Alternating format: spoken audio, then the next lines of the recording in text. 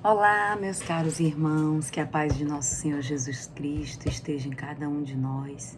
Para os que não me conhecem, meu nome é Alexandra, eu sou filha do SEEG já há um bom tempo e é um grande prazer estar aqui mais uma vez, sendo inspirada pelos bons espíritos a trazer um pouco do conhecimento que adquiri diante dos meus estudos.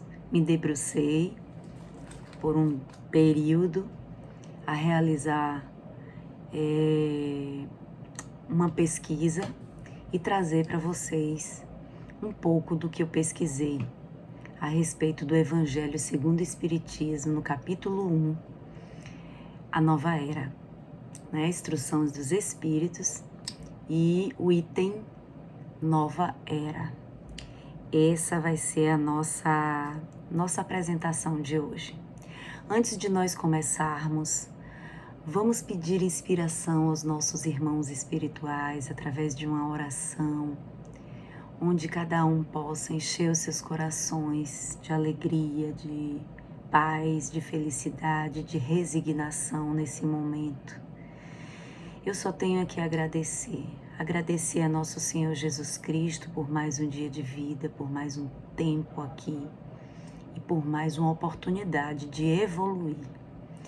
Solicitar os bons espíritos nesse momento que aqui estejam nos instruir, a nos intuir, a passar informações através das morais divinas, através dos ensinamentos, para que sejamos reprodutores, propagadores de sua palavra.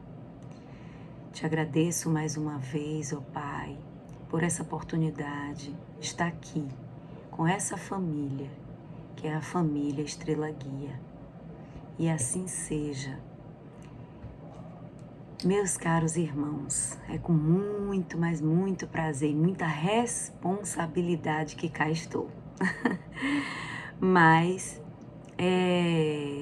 essa prece, eu tenho certeza que ela é repleta de energia, de boas energias, e ela chegará aos nossos irmãos, e eles que estarão nesse momento me intuindo a trazer palavras de consolo, a palavras de conhecimento, para que possamos juntos ampliar a nossa intelectualidade espiritual, digamos assim, tá bem?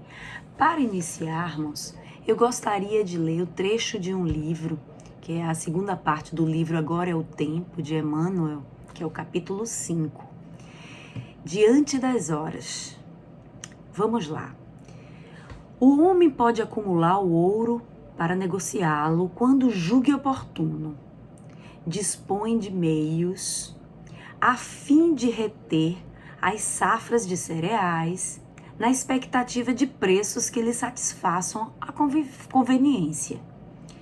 Entretanto, das riquezas que a divina providência lhes empresta, uma existe que ele não consegue armazenar. É o tesouro dos dias. Toda criatura é obrigada a gastar as próprias horas, trocando-as por algo. Há quem as troque por trabalho e cultura, serviço ao próximo e dever cumprido, ociosidade e queixume, irritação e rebeldia. Ao temor de cada existência no plano físico, os administradores das horas te perguntarão naturalmente: o que fizeste do tempo que o Senhor te confiou? Então, compreenderás por fim que o tempo é vida. Esse é o trecho do capítulo 5, da segunda parte do livro Agora é o Tempo, de Emmanuel. Quem quiser ler esse livro, é uma indicação minha.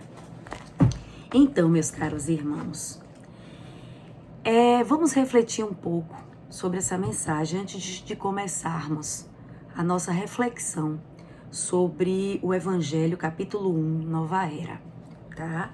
A reflexão inicial que eu faço para vocês é a seguinte: qual o seu maior tesouro?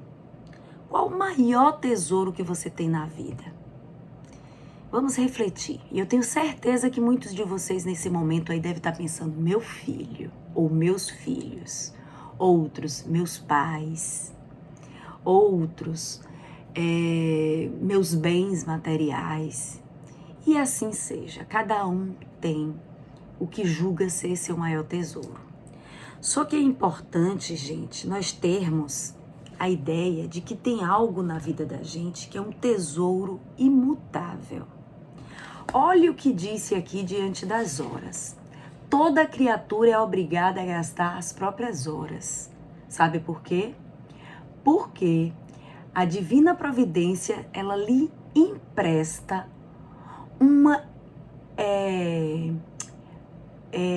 um tesouro que é o dia. E esse tesouro, gente, que ele chama aqui no texto do dia, é o tempo.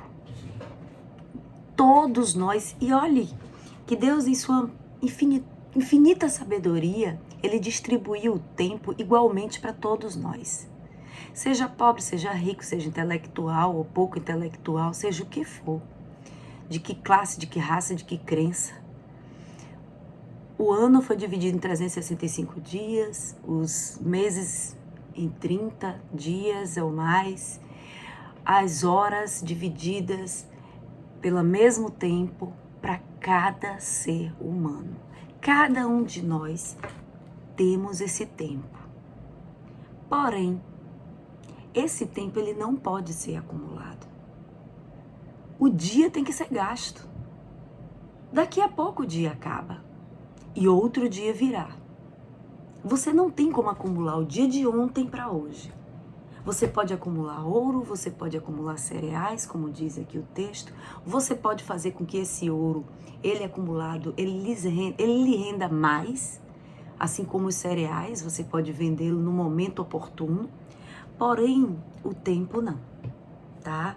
O tempo, ele é algo que você precisa viver o agora. O maior tesouro que nós temos, tá? Então, você acumula as riquezas, acumula tudo, mas o tempo você precisa usá-lo. Só que esse tempo que você tem, o único tempo que você tem é o agora. Porque o ontem já passou e o futuro ainda não é seu.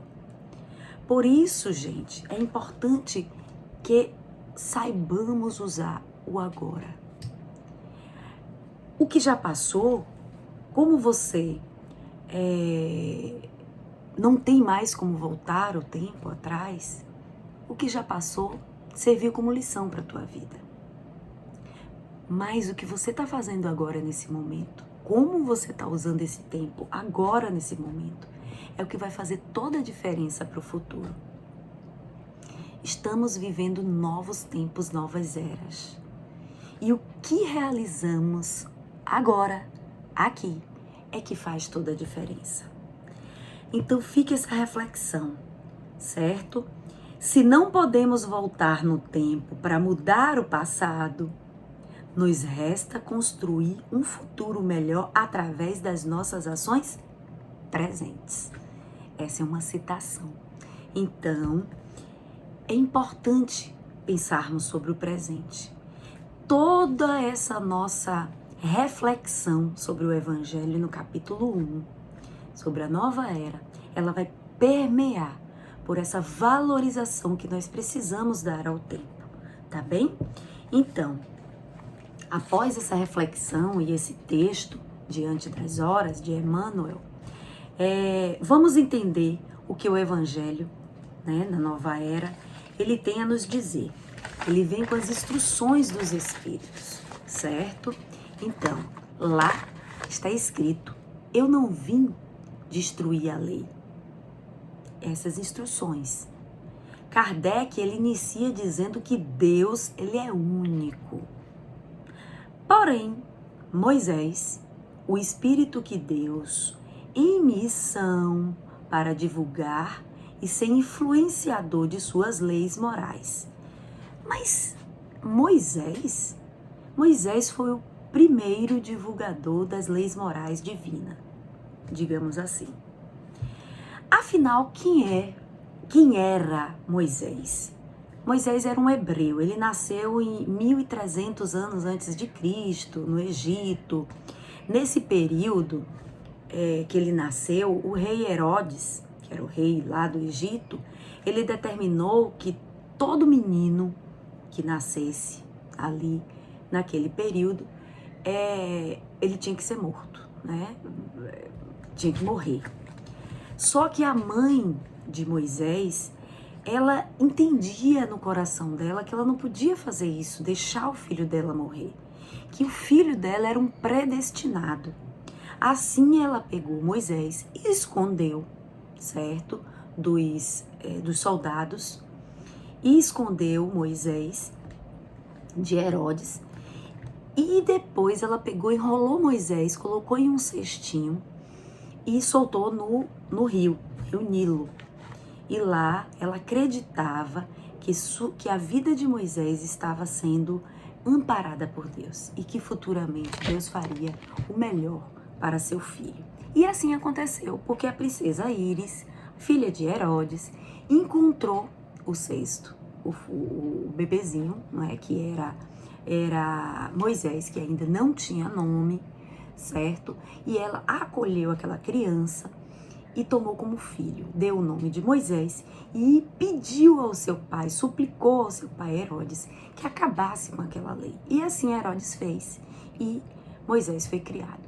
Observe que Moisés, ele transitou, certo? Ele não era filho da realeza, ele passou a ser, certo? Então, olhe como Deus já estava passeando na vida dele. Deus já tinha planejado tudo isso para ele, tá certo? E por que ele foi escolhido? Por que Moisés foi escolhido? Moisés foi escolhido para ser o propagador, não é? O influenciador das leis morais divinas. Porque naquela época, gente, tanto os hebreus quanto os pagãos, depois eu digo para vocês quem eram esses hebreus e esses pagãos, que eram os povos aos quais Moisés tinha a obrigação, não é, de propagar, de influenciar as leis morais divinas. Eram povos atrasados moralmente, atrasados espiritualmente. Apesar de serem povos muito elevados intelectualmente, né, já tinham feito várias descobertas, intelectualmente eles eram elevadíssimos. Porém, a espiritualidade, a moralidade cristã neles praticamente não existia. Tudo era conflito, guerras, mortes, eles não sabiam o que era o perdão, eles não sabiam o que era o perdoar, o tornar-se, ter um Deus único, porque eles eram monoteístas, eles acreditavam em várias divindades, eles viviam no mundo do materialismo, do paganismo. Então, não tinha como naquele momento Deus eleger alguém que não soubesse se comunicar com esses povos que intelectualmente eram evoluídos, mas moralmente não eram, tá? Então, por isso, Moisés. Quem eram esses hebreus e os pagãos, tá? Então, os hebreus, eles eram descendentes de Abraão, eles eram semitas, tá? Esses hebreus eram povos que viviam ali na região do Egito, certo? E os pagãos eram pessoas que eram escravizadas pelos egípcios. Os egípcios, como todos já devem saber, os que não sabem saberão agora, eram povos que acreditavam em diversas divindades, eram politeístas. Nesse instante falei monoteístas, mas não são monoteístas, são politeístas. Acreditavam em várias divindades, em deuses, em símbolos divinos. E daí Moisés, ele conseguia transitar entre esses grupos, essas pessoas, e propagar as leis morais. Obviamente que ele não propagava de uma forma como Cristo veio, posteriormente propagou. Ele precisava ainda manter aquela rigidez, aquela arrogância, aquelas morais mais materiais daquele povo, mas mesmo assim ele conseguiu, tá? Através da divulgação dos mandamentos, dos 10 mandamentos, tá bom? O primeiro mandamento é: eu sou o Senhor vosso Deus, que vos tirei da casa da servidão. Não tereis outros deuses. Esse foi o primeiro mandamento, tá? Que Moisés propagou aos hebreus e aos pagãos. E por que eu estou falando sobre Moisés? Por que eu estou falando sobre os pagãos e sobre os hebreus? Porque lá na Nova Era é importante, né, quem não leu, depois lê, ver que as morais cristãs, elas não foram propagadas através do Cristo diretamente. Por quê? Porque não daria certo. Vi esse ser de luz tão elevado espiritualmente, a população que vivia naquele momento, ela não os ouviria. Então Moisés foi o primeiro divulgador, tá? É como se Moisés estivesse preparando o terreno, preparando o espaço para a chegada do Cristo, tá bom? Então houve com isso uma preparação desse povo atrasado moralmente e espiritualmente para a chegada da moral cristã através de Jesus Cristo, tá certo? E quem era Jesus Cristo? Não posso nem explicar. É inexplicável. Eu sou o caminho, a verdade e a vida. E ninguém vem ao Pai senão por mim. Esse é Jesus Cristo.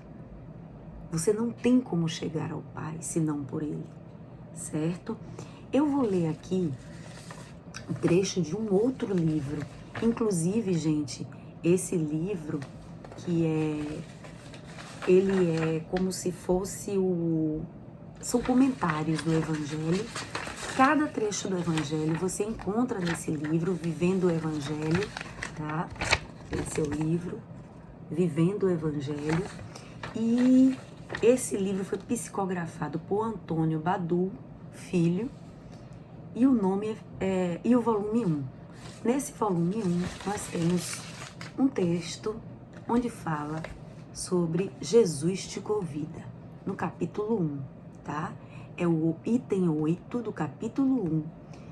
Fala o seguinte: Jesus te convida a sair do atoleiro da inferioridade para a terra firme da renovação interior, do orgulho para a humildade, da ambição para o equilíbrio, do ressentimento para o perdão, da indiferença para a fraternidade, da aflição para a calma, do egoísmo para a caridade, da intolerância para a indulgência, da mentira para a verdade, do desespero para a esperança,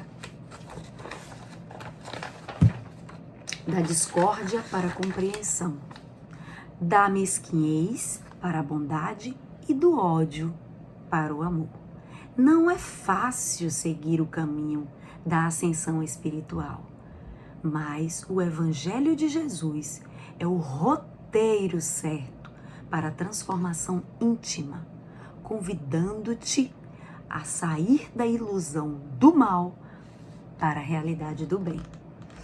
Esse momento aqui, esse item 8 do capítulo 1 do livro Vivendo o Evangelho, ele vem a explicar a importância que Jesus tem e teve na propagação das leis morais divinas. Porque Jesus, como ele diz, eu sou o caminho, a verdade e a vida. E ninguém consegue chegar ao Pai senão por mim, por ele, tá? Então, é como se fosse o caminho estava sendo preparado por Moisés para a chegada do Cristo. E o Cristo, quando chega, ele chega nessa serenidade. É óbvio que o mundo ainda não estava apto nem pronto, até porque nós sabemos que Jesus chega, na chegada dele é o advento, não é? É o dia do advento. O advento significa preparação para o Natal. Natal é a chegada do Cristo. E aí toda a humanidade consegue vislumbrar a luz, a esperança, a fé. Só que, infelizmente, esse mundo não estava ainda preparado. Ainda reinava o orgulho, o ódio, a competição, a presunção, não é? Todas as negatividades que foram citadas aqui e que a humanidade ainda vivencia, tá? E com isso, as trevas voltam a reinar com a morte de Cristo. E ao reinar essas trevas, a gente precisa entender, gente. Mas Cristo deixou a mensagem. Deus, ele permitiu-nos ver a verdade através das trevas. Esse dia foi o dia do advento do Cristo, não é? A gente conseguiu ver a verdade. Porém, a nossa selvageria humana fez com que as trevas elas voltassem. Foi um tempo curto, onde a estrela brotou, nasceu, o Cristo estava ali. Porém, as trevas voltaram, certo? Então, Jesus trouxe. E a nova era?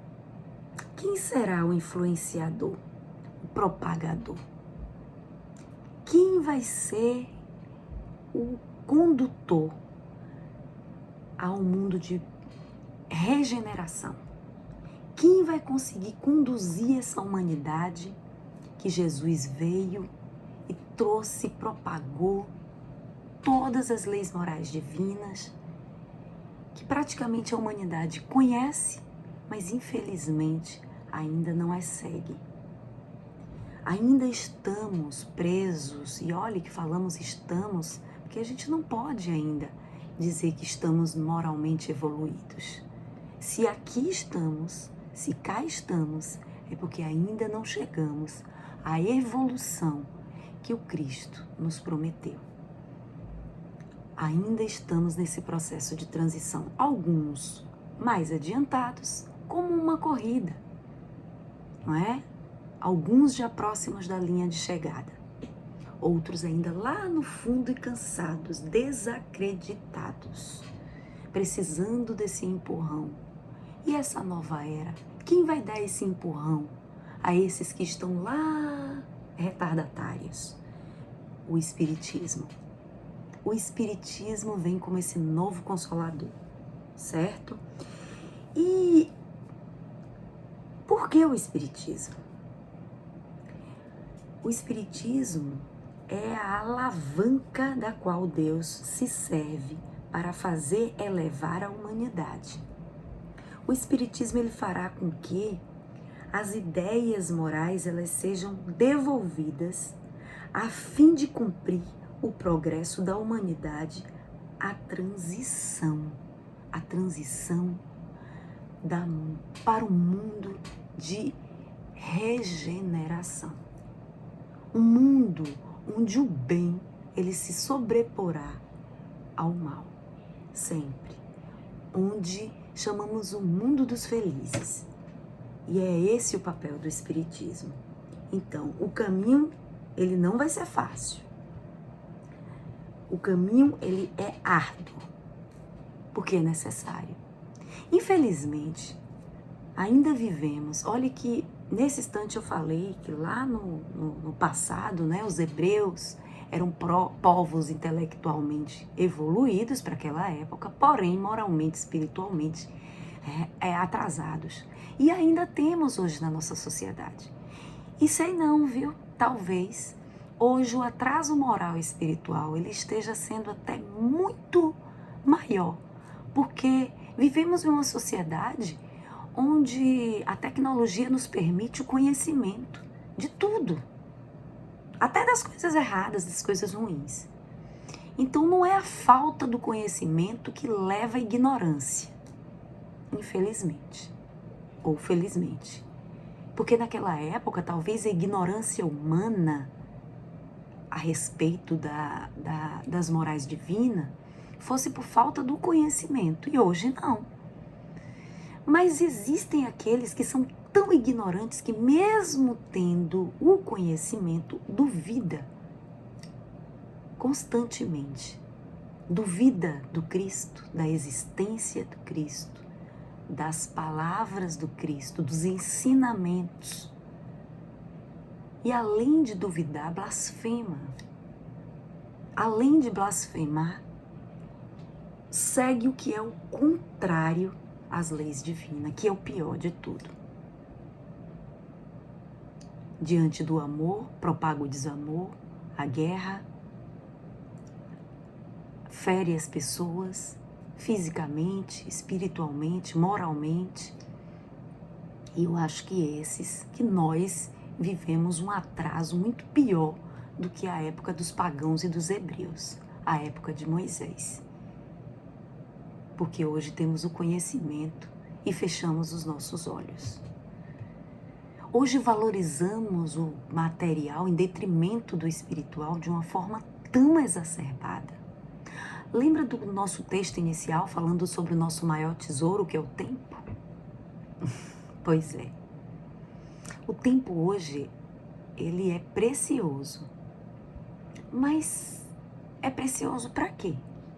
A gente ouve o tempo todo as pessoas falando que tempo é dinheiro. Será? Pode até ser.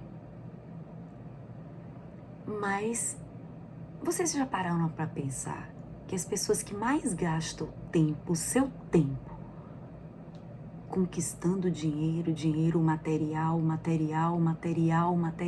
são as pessoas mais vazias? São as mais pobres. Elas são tão pobres que só têm dinheiro. Claro que isso é relativo, não é? Vivemos em um momento onde as discussões entre o que é certo, o que é errado, o que é divino e o que não é, nos leva a um conflito direto, a uma violência que passa a ser física. Vou pegar o exemplo agora do carnaval.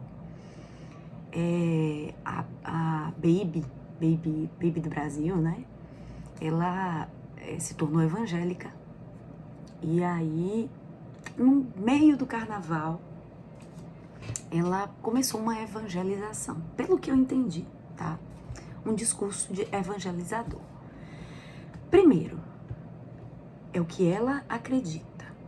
Então não tem erro nisso aí, porque é o que ela acredita. Só que ela estava errada no simples fato de que aquele não era o público. Aliás, não é nem que aquele não seja o público, aquele não era o momento, não era o lugar para ela divulgar o que ela acredita. Não era o lugar, não era o momento. Ah, mas não existe lugar, não existe momento para se falar de Deus. Existe sim. Porque, infelizmente, se a mídia não trouxesse isso como... Porque assim, eu entendo que um lado talvez ela quisesse propagar mesmo, falar de Deus, instruir as pessoas de acordo com aquilo que ela acredita. Ok. Mas por outro lado, o que soou foi o seguinte: ela estava querendo aparecer diante de uma situação. Então não é o falar de Deus, é se manter na mídia. Pelo menos é o que aparentou, tá? Era se aproveitar daquele momento com uma pessoa, com a outra pessoa que tem uma publicidade, tem uma visibilidade pública muito grande, e ela talvez precisasse disso, ou não, ou talvez ela quisesse mesmo usar aquilo ali, aquele momento, para falar de Deus. Só que soou de forma muito ruim. Primeiro que as pessoas começaram a tomar partido. E esse tomar partido tornou-se agressivo. Alguns agrediam a Ivete de um lado, outros agrediam, os fãs da Ivete agrediam a Baby. Então ficou algo muito ruim. Como Como diz aqui no Evangelho, o caminho do Espiritismo para a divulgação das leis morais divinas e para a condução da humanidade à evolução espiritual não vai ser um caminho tranquilo. Vai ser um caminho de luta, de discórdias às vezes, de disputas, tá? De discussões. Porém, não precisa ser a base da violência.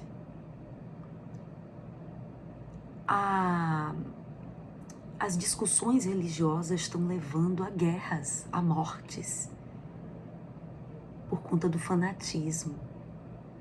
Então, até para se divulgar as leis morais divinas, a gente tem que usar do nosso bom senso e do respeito ao próximo. Cada um tem a sua crença, tem a sua ideologia. Todas seguem, quase todas, não é? Seguem o mesmo Deus. Porém, as ideologias são distintas. Respeita simplesmente. A sua não é a certa, a de Baby não é a certa, ou é a certa. A de Ivete não é a certa, ou é a certa. Simplesmente é respeitar. Respeitar, porém, ter a sua própria condução, a sua própria opinião. Não ficar ao léu, à mercê do que a mídia traz pra gente. Porque isso é que é o pior. Isso é simplesmente, como é que fala? Tem um ditado popular que diz emprenhar pelos ouvidos. É o que o outro traz, simplesmente você não filtra e você propaga, divulga e entra numa energia que não deveria entrar, tá bem? Eu vou ler um outro trecho do livro Vivendo o Evangelho, onde ele fala sobre a lealdade, certo? Lealdade a Kardec. Então, na codificação do Espiritismo, Allan Kardec ele estabeleceu as bases da doutrina, certo? Sem ambiguidades. Ainda hoje, porém, existem seguidores que lhes distorcem os ensinamentos. Olha o que eu estou dizendo. Às vezes as doutrinas ou as ideologias, elas servem o mesmo Deus. Porém, cada uma tem o seu modo de pensar. Muitas vezes distorcendo aquilo.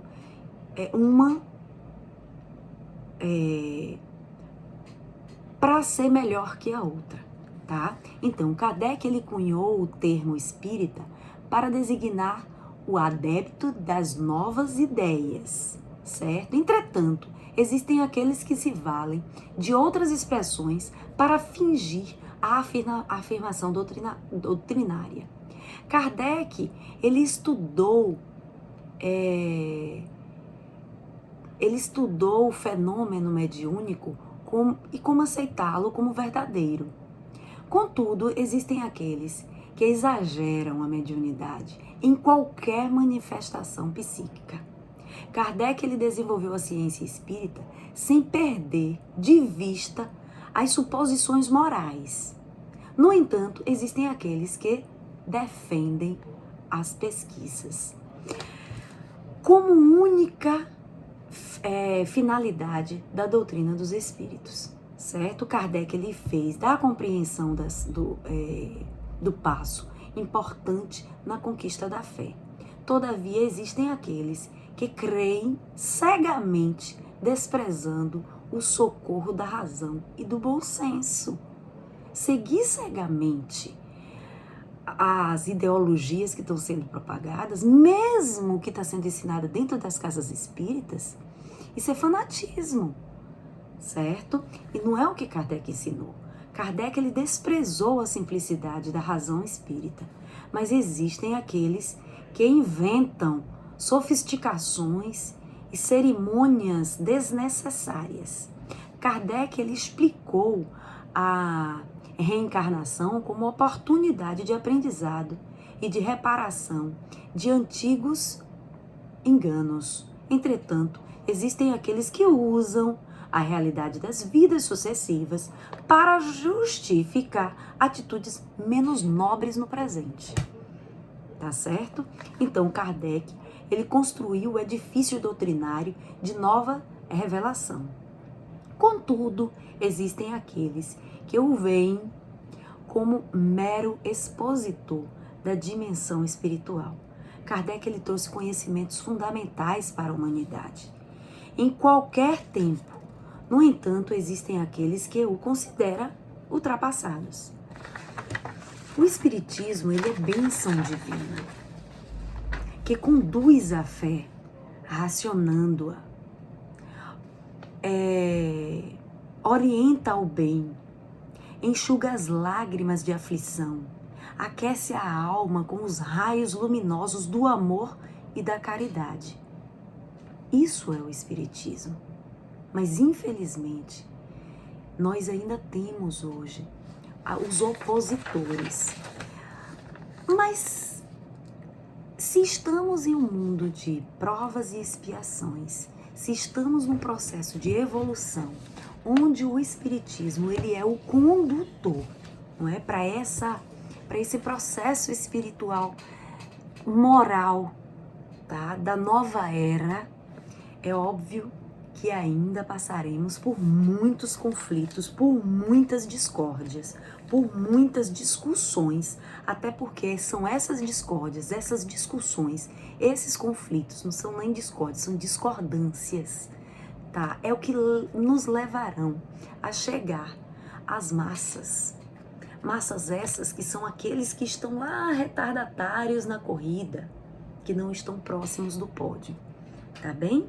Então, os grandes espíritos, hoje, eles são como os profetas do Antigo Testamento, certo? Eles são os nossos porta-voz, eles são os porta-voz de Deus, certo? Os mensageiros de Deus, são esses mensageiros que estão o tempo todo nos induzindo e nos conduzindo, ampliando a nossa fé, nos conduzindo a um mundo moral divino, a um mundo de regeneração, ao mundo dos felizes, tá? Um dos maiores propagadores do Espiritismo, segundo Kardec, no Evangelho, capítulo 1, item 10, ele é Santo Agostinho. Não sei se vocês conhecem um pouco da história de Santo Agostinho. Santo Agostinho, ele é muito conhecido na Igreja Católica, né? Mas talvez alguns não saibam que ele é um dos maiores divulgadores do Espiritismo. Então, ele nasceu em 354 depois de Cristo, tá? Ele era filho de pai pagão e de mãe católica, de mãe cristã, muito devotada. Para quem não sabe, a mãe de Santo Agostinho é Santa Mônica. Foi Santa Mônica que logo depois da morte dela, ela foi canonizada e virou santa, certo? Então, Santo Agostinho, ele era um entusiasta da filosofia, da retórica, ele estudou lógica, ele era professor, ele era um extremo intelectual. Só que, como ele era filho de pagão e ele tinha o pai como um símbolo, né? Ele vivia muito nesse mundo do paganismo, da esbórnia. E a mãe se preocupava demais com aquele comportamento do filho, apesar de ser um intelectual reconhecidíssimo na sociedade. A mãe, ela se preocupava e orava muito pelo filho, certo? Que esse filho tinha ela como se fosse o amuleto da sua vida. Só que a mãe morre. E quando a mãe morre, ele já estava passando por um conflito interno muito grande, e com a morte da mãe, esse conflito, ele ampliou de tal forma que ele precisava buscar um conforto para aquele conflito interno que ele vivenciava. E esse conforto ele começou a encontrar com as palavras de um bispo, que era chamado Bispo Ambrósio, que pregava naquela época próxima onde ele morava. E aos 30 anos, ele começou a sua transformação moral e espiritual, certo? E nesse período, ele ouvia as pregações do bispo Ambrósio e ele começou a ler, a estudar muito a palavra, o cristianismo. E um belo dia, segundo relatos dele, ele foi instruído por um anjo, que na verdade ele chama de anjo, mas que pode ter sido, e com certeza foi, por um espírito.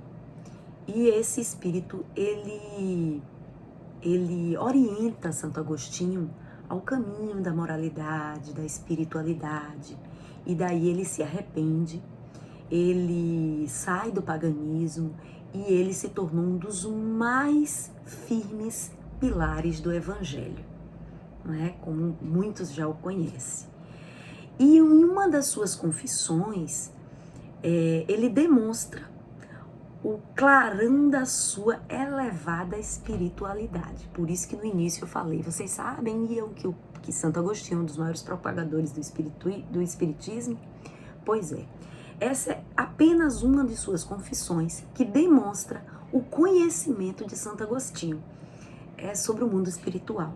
Ele diz o seguinte: eu estou persuadido de que minha mãe, ela voltará a me visitar, me dar conselhos, me acalentar, revelando-me o que nos espera na vida futura. Quem poderia crer em algo nesse nível, em esperança de uma vida futura, senão quem conhecesse ou quem acreditasse no Espiritismo? Certo? Então, o que disse Kardec sobre Santo Agostinho? Kardec, inclusive no próprio capítulo 1, no item Nova Era, ele diz: ele não veio destruir aquilo que edificou, tá? Mas ele passou a ver com os olhos do Espírito o que não via como homem. Então, houve uma evolução moral, espiritual, a saída do paganismo, o que lhe firmou os pilares dentro do Evangelho. Ele passou a ser um grande evangelizador, tá bom? Meus caros irmãos, é importante nós refletirmos muito sobre essas palavras. Ficaria aqui a tarde toda, se possível, até entrando à noite ou até o dia, falando sobre a nossa evolução moral e espiritual, o que nos aguarda nessa nova era, quanta responsabilidade nós temos em acolher, em ouvir, abrir os nossos ouvidos para entendermos a palavra, para seguirmos as morais cristãs, para termos o Espiritismo como uma bússola para esse mundo de regeneração.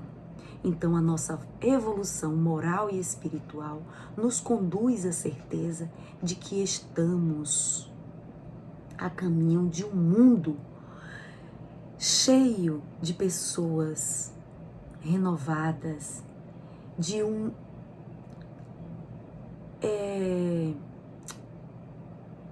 íntimo, onde o perdão, a humildade, a caridade, o equilíbrio, a fraternidade, a esperança, a bondade, a compreensão e principalmente o amor é o que tem que nos nortear.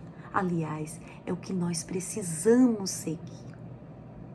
E só assim nós viveremos o que está prometido, o que o Cristo trouxe como palavra, o que Deus enviou através do seu Filho, nosso Senhor Jesus Cristo, para que pudéssemos seguir, que é amar a Deus sobre todas as coisas e amar ao próximo como a si mesmo. E assim eu encerro hoje esse pequeno, eu chamo de essa pequena aula, não é? Esse pequeno explanação do que eu pesquisei do que eu busquei, certo? Sobre o Evangelho segundo o Espiritismo, no seu capítulo 1, onde fala sobre as instruções dos Espíritos e principalmente sobre a nova era, tá? E eu vou deixar aqui uma reflexão para vocês. Quantas mudanças ainda temos que fazer para chegarmos ao mundo de espíritos superiores? Quantas mudanças? Quanto tempo já se passou e ainda estamos em provas e expiações? Já não está na hora de começarmos a nos adiantar? Eu acho que a hora já ultrapassou. Vamos aproveitar melhor nosso tempo, que é o nosso maior tesouro. Como estamos contribuindo para a formação de um mundo de regeneração? Essas são as 3 perguntas, as 3 reflexões que eu deixo aqui para todos nós, para mim, para vocês, para que nós possamos refletir e nos encaixar diante dessas reflexões. O que estamos fazendo? Como estamos contribuindo para chegarmos a esse mundo de regeneração? Meus caros irmãos, eu os agradeço do fundo do meu coração pela oportunidade. Peço-lhes desculpas se em algum momento não atendi às expectativas de vocês, mas prometo, cada dia que passa, pesquisar mais, estudar cada vez mais, para em outra oportunidade, se a mim for dada, poder levar um pouco mais de conhecimento, tá bem?